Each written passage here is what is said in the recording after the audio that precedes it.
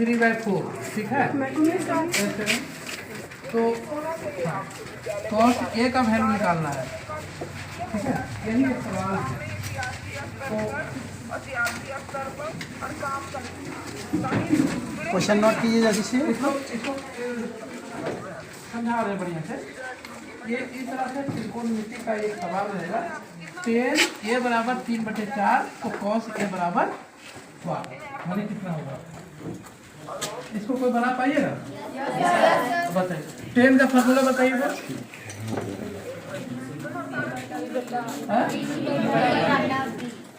मैंने लंब बटे आधार, कहीं ना जब लंब बटे आधार इसका हो जाएगा 3/4, तो यहाँ क्या बचा हुआ है? कर्म मेरा नहीं है, कहीं ना। अब कर्म को हमको निकालना है तो कैसे निकलेगा? कर्म बराबर क्या होता है? कर्म बराबर तो लंब स्क्वायर प्लस आधार स्क्वायर, यही होता है। तो इसके बाद हमको लंब कितना आ गया? 3 का स्क्वायर प्लस आधार 4, तो कितना हो जाएगा? 9 + 16 बराबर हो जाएगा 25 बराबर 5। ये तो बहुत आसान है, तो आप लोग तो जान लेते हैं ना। अब हमको निकालना है इससे cos A बराबर क्या होता है?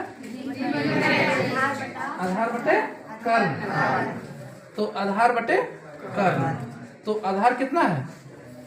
आधार यहाँ देखिए 4 है और कर्म कितना निकले हमें? तो आप लोग तो तेज आदमी हैं, तो आप लोग आगे बढ़ते हैं, ठीक है। एक फार्मूला है, तो मिटा दें। जो भी विषय में तुम लोग को कंफ्यूजन होगा हमको बताओ, कोई भी विषय में, जैसे कि साइंस, मैथ है, साइंस है, चाहे कि डीओ मैडम बोलती है कि साइंस और जो मैथ है बच्चे लोग कमजोर हैं हमारे, ठीक है। बताओ कौन विषय में? साइंस में। अच्छा, साइंस में क्या, जैसे बताओ, जैसे साइंस जो है ना, विज्ञान का एकदम बढ़िया बेसिक चीज हम बता देते हैं, समझ में आ जाए। तो विज्ञान को 3 भाग में बांट दें। एक हो गया हमारा जीव विज्ञान, बायोलॉजी बोलते हैं, उसमें बायोलॉजी होगा जीव विज्ञान, और दूसरा एक भौतिकी, और एक हो गया हमारा। तो जीव विज्ञान में क्या पढ़ते हैं? जीव विज्ञान में भी हमको क्या पढ़ना है? इसमें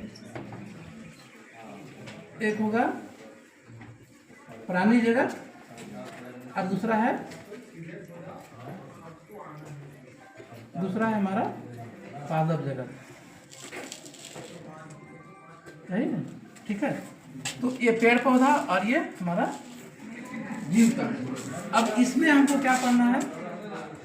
सबसे पहले इसको हमको क्या देखना है? प्राणी में क्या देखना है कि हमारा जो शरीर है, जैसे ये मेरा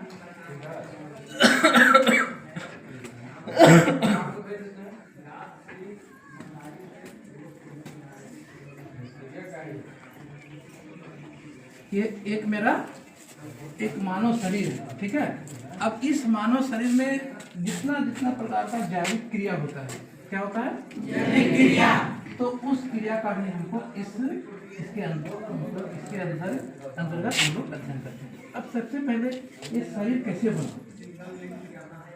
जैव प्रक्रम पढ़िएगा ना, एक जैव प्रक्रम एक आप लोगों का चैप्टर होगा, उसमें आपको देखना है कि ये शरीर का किस प्रकार से जो ग्रोथ सिस्टम कैसे डेवलप हुआ। तो सबसे पहले शरीर कैसे बना? तो सबसे पहले क्या बना? कोशिका बना, जिसको बोलते हैं कोशिका बना ना। कोशिका के बाद क्या बना? उत्तक बना, उत्तक बना ना। उत्तक के बाद क्या बना? अंग बना, और अंग के बाद क्या बना? अंग तंत्र बना, और अंग तंत्र के बाद क्या बन गया? जीव विज्ञान में बस यही बेसिकली हमको और कोई चीज नहीं पढ़नी।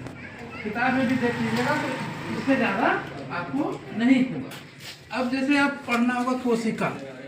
अब तुम लोग का परीक्षा में पूछेगा कि शरीर का कौन सा जो पार्ट है वो भोजन निर्माण में वो भोजन बनाता है। अब ऊर्जा का फैक्ट्री कहाँ है? माइटोकॉन्ड्रिया। तो माइटोकॉन्ड्रिया कैसे बनाता है भोजन?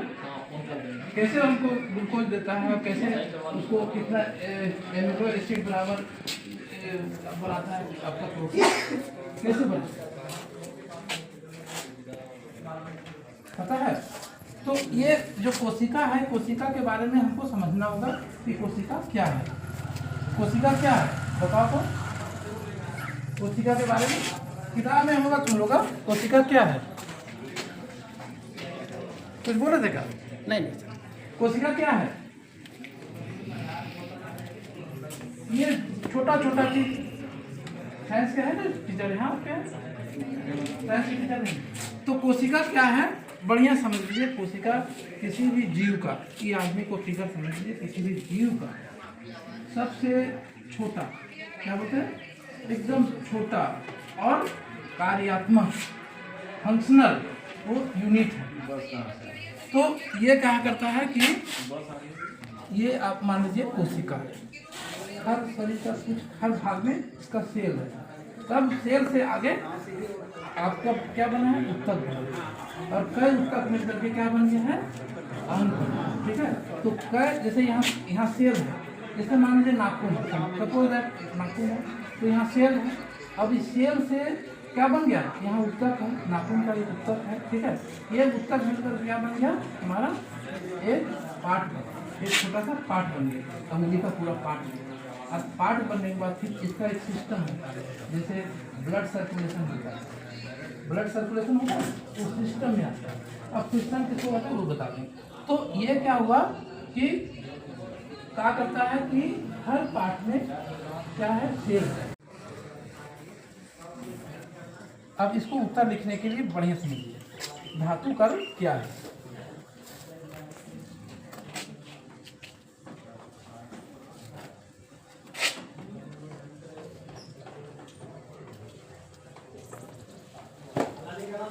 तो एक चीज बताए थे ना कि जैसे मान लो ये लौह अयस्क है, क्या चीज है, लौह अयस्क है।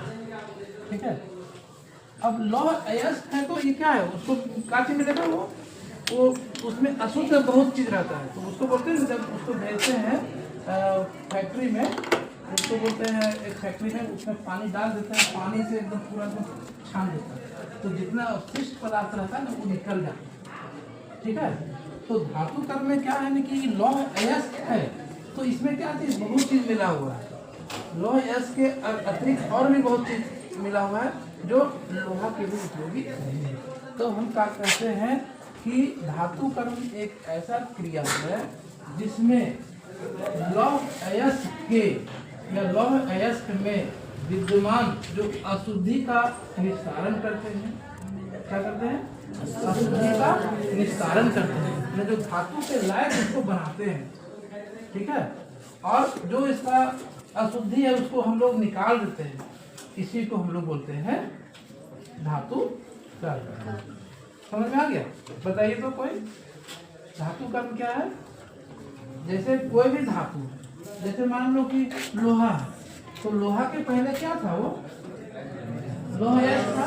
तो लौह अयस्क में बहुत चीज था जो लौह अयस्क के लिए उपयोगी नहीं था, तो उसको हम लोग क्या कर दिए, क्या बोलते हैं, हौजरी की क्या बोलते हैं, उसमें हम लोग भेज दिए ना। और भेज देने के बाद जैसे जैसे लौह अयस्क है ना, तो यहाँ से हम पूरा मटेरियल को लिए, यहाँ ऐसे पूरा मटेरियल, ये लौह अयस्क। अब इसको हम लोग क्या किए,